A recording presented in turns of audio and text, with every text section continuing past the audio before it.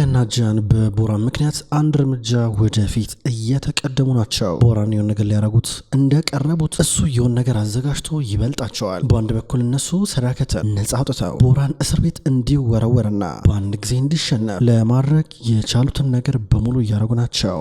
ነገር ግን ቦራን ቀደማቸውንም ቢሆን ቦራን አሁን እናቱን እያገኛት ነው። ቦራን ወደ እናቱ ወደ ታሰረችበት እስር ቤት በመሄድ ሊያናግራን ነው። ነገር ግን መጀመሪያኑ ሰዳከት ከጃንና ከአሊያ ጋር እቅድ ነበራት። እስካሁን ድረስ ጃን መርየምን በተመለከተ ለአሊያ ምንም የነገራን ነገር የለም። ምንም አላላትም። እስካሁን ድረስ መርየምን ብትሆን ጃን ካሁን ምልክት ሰጠኝ፣ የድሮ ፍቅር ተቀሰቀሰ ብላ ተስፋ እያደረገች ነው። አሁን ቦራን እናቱን እስር ቤት እንዳለች በስነስርዓት ቢሮ ውስጥ አስጠርቷታል። የኮሚሽነሩ ቢሮ ውስጥ ድንገት እንደመጣች በቁጣ ነበር የገባቸው። አንተ ምን ልትሆን መጣ? እዚህ ምን ልታደርግ መጣ? ምን ትሰራለህ እዚህ? አይንን በጨው ጥብ አድርገህ ትመጣለህ እንደ እያለችው ነበረ። ለምን መጣ ስትለው እማዬ እንደዛ ትበይኝ፣ በእውነት እንደዛ ማለት አይጠበቅብሽም፣ እኔ በእውነት ያሳፍራል፣ ተመልከች እንደዚህ እንድትሆኝ ያደረኩት እኔ አይደለሁም እያለን ነበረ። እናትህን መካደ ሳያንስ ጭራሽ ትመጣለህ እንደዚህ እያለችው ነበረ። እማዬ እኔ አይደለሁም እዚህ ለዚህ ያበቃሁሽ እኮ ነው እኮ የምልሽ እኮ በቃ እኔን ራሱ እስር ቤት እንድገባ ልታደርጉኝ ስትሞክሩ አልነበር እንዴ? ሁሉም ነገር የሆነው እናንተ ካሰባችሁት ውጭ ነው ይላታል። አይደለም በጣም ነው የሚያሳፍረው፣ እንዴት እናትህን ትክዳታለህ አንተ እያለችው ነው። እንደ እናትና እንደ ልጅ ሆነው እንደ ቦራንና እንደ ሰዳከት ሆነው እያወሩ ናቸው።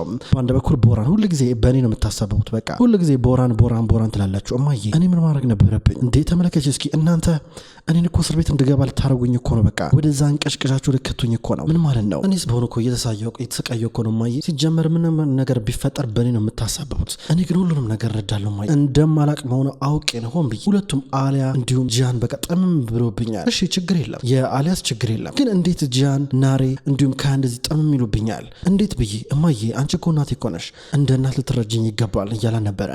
አንተም ብትሆን ኖርማል መሆን ነበረባ እያለችው ነበረ። ምን ማለት ኖርማል መሆን ነበረ በማለት እማዬ ሁል ጊዜ አንቺ ጃንን የምትወጅ በቃ ሁል ጊዜ በቃ ጃንን እንደሸፈንሽለት ዋሻው አልዋሻውም በቃ ለሱ ታዳያለሽ እኩል አይደለም ባንጃይን እያላ ነበረ።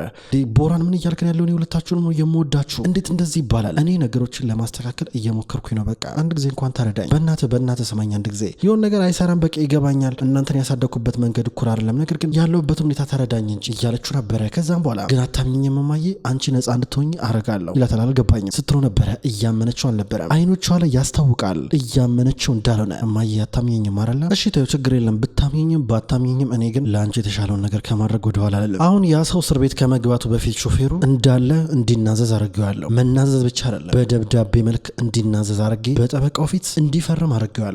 አንቺ ከዚህ እስር ቤት ነፃ ልትሆኚ በጣም ጥቂት ሰዓታቶች ብቻ ናቸው የቀሩሽ እያላን ነበረ። አላመነችውም። ይሄው ካላመንሽኝ ብሎ ደብዳቤውን አጥቶ እያሳያን ነበረ። እኔ ሲጀመር አንቺ እስር ቤት እንድትገቢ እኔ ምንም አይነት ፍላጎት የለኝም እማዬ እመኚ ይላታል። ሲጀመር ተናድጄ ነበር መጀመሪያ። በቃ ያኔ ጃን ሽጉጥ ሲደቅንብኝ በጣም ጃን ስትለምኘው ነበረ እና ምን ያህል እንደምትወጂኝ ገብቶኛል። በቃ እና ልልሽ የምችለው ነገር እኔ አንቺ ነፃ እንድትወጪ ማድረግ ብቻ ነው ፈልገው። በሰዓቱ ተናድጄ ነበረ። የጀመል የፈለገውን ነገር ያደረኩለት። የጀመል አንቺ እንድትታሰር ይፈልጎ ነበረ። በቃ የሆነው ብሎ ደብዳቤውን አውጥቶ አሳያት። ደብዳቤውን አውጥቶ ሲያሳያት ደነገጠች። በመጨረሻ ነፃ የምትወጣበት ቁልፍ መረጃ እላዩ ላይ ይገኛል። ሰዳከት ይህን ደብዳቤ ስትመለከት ቀደም ብሎ በጃን የታቀደ ነገር አለ። ስለዚህ እሱን እቅድ በተመለከተ ቦራን እዛ ወጥመድ ውስጥ ከገባ ችግር ውስጥ እንዳይገባና እንዳይታሰር ቀደም ብላ መናገር አለባት። የተፈጠረውን ነገር አስታውሰች። ጃን በሚስጥር ጠበቅ አድርጎ የነገራትን። ከዛ ዞር አለችና ቦራን ልነግር የሚገባው ነገር አለ ብላ እየነገረችው ነበረ። በሌላ በኩል አሁን እነ ጃን ወደ ቢሮ እየመጡ ናቸው። ቢሮ ተያይዘው እየገቡ ነበረ። ስለ መርየም አዲስ ነገር ምን አለ እያለ እዚህ ጋር ጃን እየጠየቀ ያለው ኤሮል ነበረ። እስካሁን ድረስ ባለኝ መረጃ መሰረት እንግዲህ እሷ ባሏን የወጋችው ሊባኖስ ነበረ።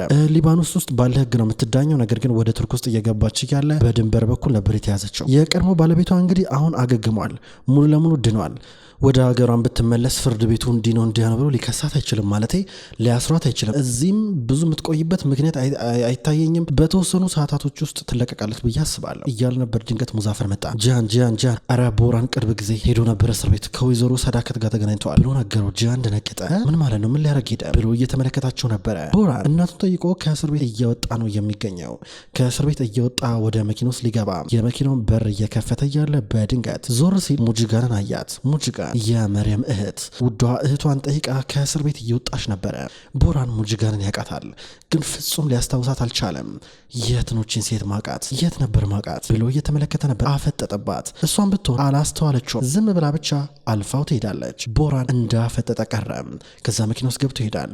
በሌላ በኩል ሰዳከት ከቦራን ጋር ስምምነት ፈጽማለች። ከልጆቿ ጋዛ ከነጃንና ከነናሬ ጋር የፈጸመችውን ስምምነት በአንድ ጊዜ አፍርሳ ልጇን ቦራንን ለማዳን ስትል ያረገችው ውሳኔ ነው። ወደ እስር ቤት እየገባች እያለ መርየም እዚህ ጋር ልብስ እያጣጠፈች ነበረ። እዚህ ጋር ሰዳከት እስር ቤት ስትገባ እያዞራት ናት ያለችው። የወሰንኩት ውሳኔ ትክክል ነው ወይ ብላ በጣም ብዙ ስታስብ አዞራት። መርየም መጣች። ወይዘሮ ሰዳከት ደህና አይደለሽም እንዴ? ውሃ ልስጥሽ? የምትፈልጊው ነገር አለ ትላታለች። ሰዳከት ግን ወይኔ ምንድን ነው ያረኩት እያለች ነበረ። ሰዳከት ሄዳ ምንም አልሆንኩም ብላ አልጓ ላይ ተቀመጠች።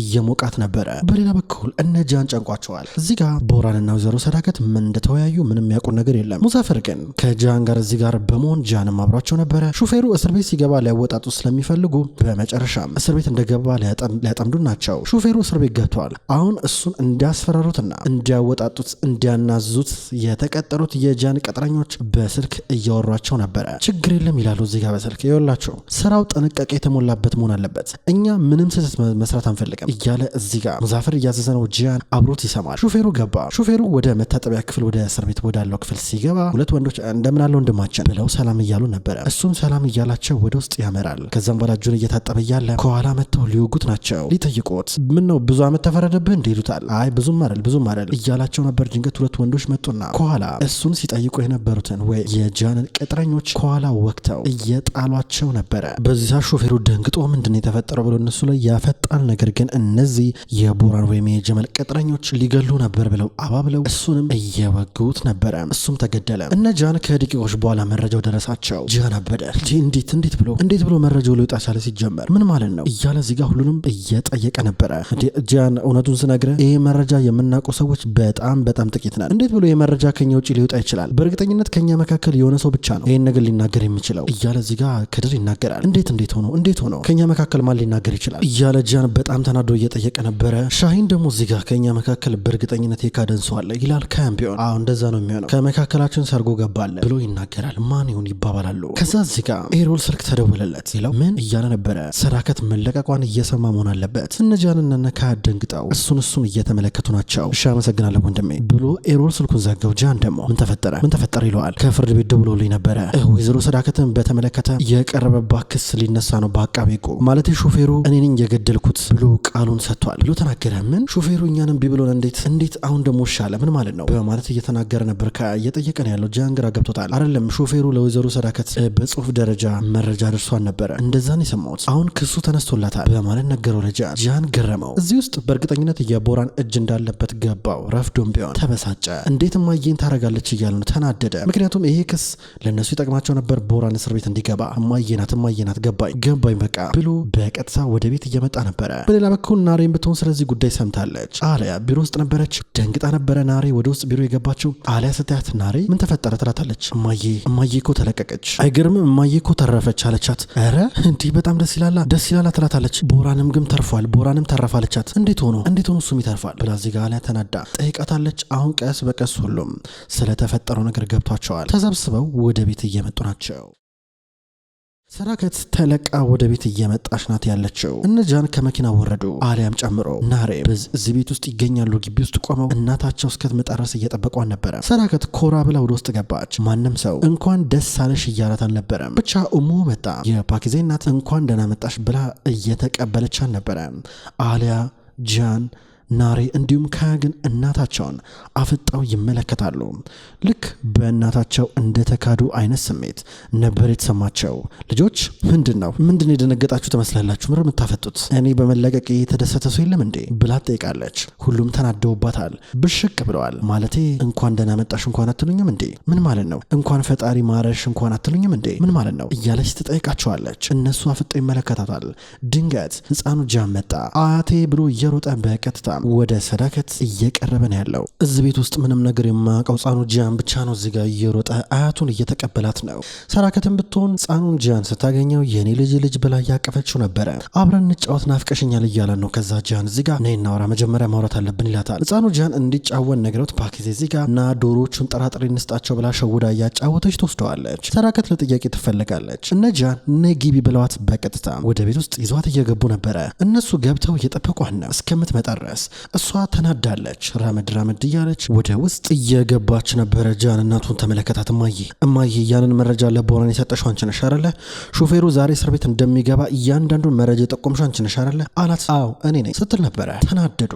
አሊያም በዋ እየመጣ ነበረ። ከናናሬ ብሽቅ ብሎ ይመለከታታል። እማዬ ተመልከች፣ ያ ሾፌር ቢያወራ ኖሮ ቦራን እስር ቤት ይገባ ነበረ፣ እንገላገለው ነበረ ይላታል። ሰራገት ግግም ብላ ልጅን ወዷለሁ እያለች ነው አየሽ። ከዛም በኋላ አሊያ ልጇን በነጻነት ታሳድግ ነበረ። ከዛም በኋላ ከዚህ ቤት መውጣትም አይጠበቅባትም ነበረ፣ መሰደድ አይጠበቅባትም ነበረ። ይሄው በአንቺ ምክንያት አሁን በአንቺ ምክንያት ይህ ሁሉ ነገር ተፈጠረ። እማዬ እንዴት እንደዚህ ነገር ይደረጋል? እንዴት እያላ ነበር። ካምቢዮን እማዬ አንቺም እኮ እናት እኮ ነሽ ይላታል። ናሬን ብትሆን እማዬ አምኜሽ ነበር፣ እንዴት እንደዚህ ይደረጋል ትላታለች። እዚህ ጋር አሊያም እየተደረበች ነበረ። በእርግጠኝነት ታውቂያለሽ፣ ቦራን ምን እንዳደረገኝ ታውቂያለሽ፣ ከዚህ በኋላ ምን ሊያደርገኝም እንደሚችል ጠንቅቀሽ ታውቂያለሽ። ይህ ሁሉ ነገር እያወቅሽ ነገር ግን አንቺ አሁንም ቢሆን ለልጅሽ ጥብቅና እንደቆምሽለን ነው። ምን ማለት ነው ስትላን ነበረ። አውቀሽ ሆን ብለሽ ነው የልጅን ህይወት ልታጨልሚ ብላ እዚህ ጋር አሊያ ሰዳከትን ወቀሰቻት። እማዬ አምኜሽ ነበረ፣ የቦራንን ትክክለኛ ማንነት አሁን ትረጃዋለሽ ብዬ አምኜሽ ነበረ። ነገር ግን እምነት ብቻ በቂ አይደለም። ምን ማለት ነው ግን? ምን ማለት ነው? ህሊና የሚባል ነገር የለሽም እንዴ አላት። አለኝ እንጂ ለዛውም የእናት ህሊና። እኔ እኮ እናት እኮ ነኝ። ረሳው እንዴ? ስማ፣ በእጁ ላይ ወረቀት ይዞ መጣ። እማዬ መቼም አልተውሽም አለኝ። እውነትም አልተወኝም። ተመልከት፣ በወረቀት ላይ እያንዳንዱን ማስረጃ ይዞልኝ መጣ። አያረን ሊጎዳኝ አልፈለገም ነበር መጀመሪያው ነው። በተፈጠረ አለመግባባት ነው ትላለች። ልጄ ምንም እንኳን ጭራቅ እንኳን ቢሆን ልጄ ነው እያለች አበሸቀቻቸው። ባለፈው ለታኔ በመጨረሻም በዛ በድንበር በኩል ያለ ፍላጎቱ እንዳሄድ እንደለመነኝ ሁሉ አሁንም ቢሆን በእናት አንጀቴ አዝኜለታለሁ። ምን ታደርጋላችሁ እንግዲህ ትላቸዋለች። ሁሉንም ኃጢአት እኔ ይቀበላለሁ፣ ጣታችሁን ግን ልጄ ላይ መጠቆማችሁን አቁሙ ብላ የተቆጣቻቸው ነበረ።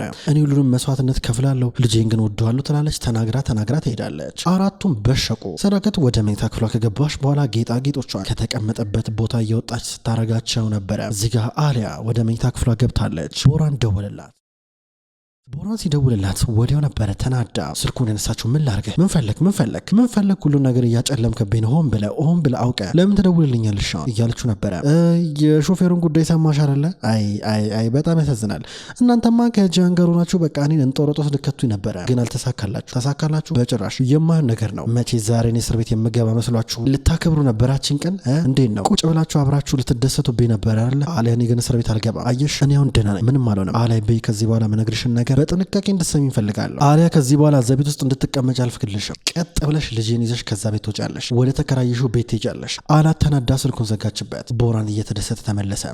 ነዲም ወንድሜ በእውነት አመሰግናለሁ፣ አንተ ባትረዳኝ ኖሮ ይለዋል። እዚህ ጋር ነዲም የደሚር አባት ባይባርስን ወክሎ የመጣው የጎሳ መሪ አሁን አብሯቸው ነበር። ከጀመል ጋር ቁጭ ብሎ እየበራ ነበረ። በሉ በደንብ እንብላ፣ ይሄ ጉዳይ ተዘግቷል እያለ ፊት ለፊት የቀረበውን ምግብ እያነሳ እየበላ ነበረ። አሊያ በሽቃ አልጋዋ ላይ ተቀምጣ ሳለ ነበር ድንገት ጃን የመጣው። መጥቶ አጠገቧ ተቀመጠ። አሊያ እስካሁን ድረስ ብዙ ነገር እንድናረግ ጠይቄሽ ነበረ። እስካሁን ድረስ በምትወስኙ ውሳኔ በሙሉ ጣልቃ እየገባው እንደዚህ መሆን አለበት እንደዚህ መሆን የለበትም ምናምን ነገር ስልሽ ነበረ። አሊያ ከዚህ በኋላ ግን ምንም ማረገው የምችለው ነገር የለም፣ ከዚህ በኋላ ደክሞኛል፣ ከዚህ በኋላ ምንም ማረገው ነገር የለም አላት። እንደፈለግሽ አርጊ አላት። ባለፈው ልታ እሷ አፓርታማ ልትከራይ ስትል እሱ እንዳለ ፎቁን ጭምር ተከራይቶት ነበረ፣ ቁልፉንም ወስዶን ነበረ። አሁን ግን ቁልፉን እየሰጠ ነው፣ እንዳሻሽ ልብሽ እንደፈቀደው አርጊ ብሏት በብዙ ነገር እንደደከመ ያስታውቃል።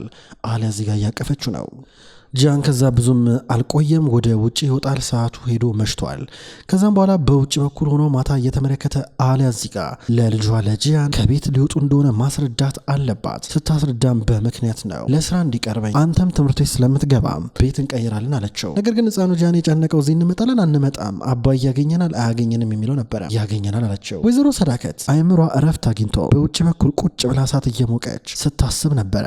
በአንድ በኩል ጃን በሽቆ በሚስጥር ቁጭ ብሎ ወደሚያስብበት ቢሮ መጥቷል። በዋሻ ስር እዛ ቢሮ ገብቶ እያሰበ ያለ ድንገት ናሬና ካያ ማውራት ከፈለክ አለን ብለው ሲገቡ እኔ አሁን ከማንም ጋር ማውራት አልፈልግም ውጡልኝ ብሏቸው እንዲወጡ ያደርጋቸዋል። አሊያም ብትሆን ወደ መኝታ ክፍሏ ብትመጣም ነገር ግን ብቻዋን ናት፣ ማንም የለም። እንዲሁ ቁጭ ብላ እያሰበች ነው። ሰዓቱ ሄደ፣ ነጋ። አሊያ በጠዋት ሰርጀሪ ያለብኝ ብላለች። ስለዚህ አሁን ጃን አብሯት ነው ያለው። ከዛ በኋላ በቀጥታ ሊወጡ ናቸው። ሰዳከት ትመለከታቸዋለች። እዚህ ጋር ጃን ሰዳከትን ስለ መርየም ለአሊያ በፍጹም እንዳትነግሪያት ስላላት እስካሁን ድረስ ሰዳከት ተንፈሽ ያለችው ነገር የለም። ተያይዘው ብቻ አብሮ ሄዳሉ። ቦራን በሌላ በኩል የሆነ እዛው ማርዲን ከተማ ውስጥ ዞር እያለ ነበረ። በድንገት ከመኪናው ወረደ። ድንገት ያቺ ሴት የመርየም እህት ቦራንን ታውቋለች። እንዴ ወንድሜ ቦራን ብላ ጠራቸው። አያት። እንዴ ባለፈው ለታሰር ቤት ገይችሽ ነበረ አላት። አስታወስከኝ አለችው። የመርየም እህት እንደሆነች አስታወሰ። ከዛም በኋላ ምን ልታረጊ መጣሽ አላት። እስር ቤት። ከዛም እሷ እስር ቤት የመጣችው እህቷ መርየም ታስራስ እንደነበር ነገረችው።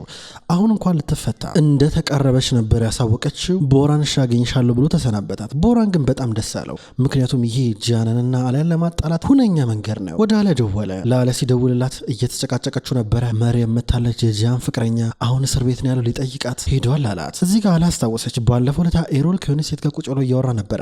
ማናት ብላ ስትጠይቅ ሰዳከትም ጂያንም የተሟላ ምላሽ አልሰጧትም ነበረ። አሁን ግን ገባት። አሁን መልሱን ያገኘችው ይመስላል። ከዛም በኋላ በቀጣውን ወደ እስር ቤት ልትሄድ ነው። ወደ እስር ቤት ስታመራ በመጨረሻ ጂያንና መርየም ቁጭ ብለው እያወሩ ነበር። ድንገት መርየም አመሰግናለሁ ብላ እጁን ይዛ ስታሻሸው ድንገት አሊያ ደረሰች። ውድ ተመልካቾች እንኳን ወደ ቅጠል ቲቪ ዩቲዩብ ቻናል በሰላም መጣችሁ። ውድ ተመልካቾች በዛሬው ዕለት በቅጠል ቲቪ ዩቲዩብ ቻናል ዘውድ ድራማ ይዤላችሁ መጥቻለሁ። ተመልካቾች ከዚህ በኋላ ወደ እናንተ መሀል ልብ እንዲሁም ዘውድ የሚሰኘውን ድራማዎች በቀን ሁለት ወደ እናንተ ይዤ ለማድረስ ሞክራለሁ። ከመጀመሪያው እስከ ፍጻሜው ድረስ ስለተከታተላችሁኝ ከልብ አመሰግናለሁ። ውድ ተመልካቾች በዛሬው ዕለት የድምጽ ጥራት ትንሽ ወረድ ካለባችሁ ይቅርታ ጠይቃለሁ። በቀጣይ ቪዲዮዎች የማስተካከል ይሆናል። በቀጣይ በአዳዲስ ቪዲዮ እስከምንገናኝ ድረስ በያላችሁ መልካም ቆይታ ይሁን።